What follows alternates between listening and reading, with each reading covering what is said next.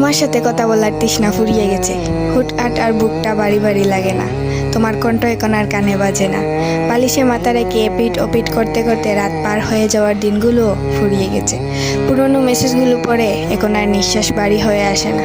তোমার সাথে বিদ্ধ হওয়ার যে স্বপ্ন দেখতাম, সেই স্বপ্নের কথা প্রায় ভুলেই গেছি।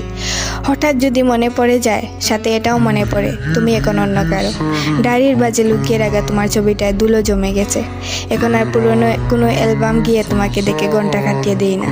মোবাইলটা হাতে নিলেই তোমার আইডিতে গিয়ে উকি মারার অভ্যাসটাও বদলে গেছে।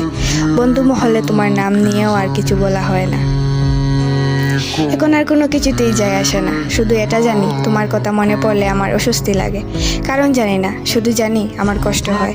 জানি একদিন আমিও তোমাকে ভুলে যাব, কিন্তু সেই একদিন কোন দিন আমি জানি না।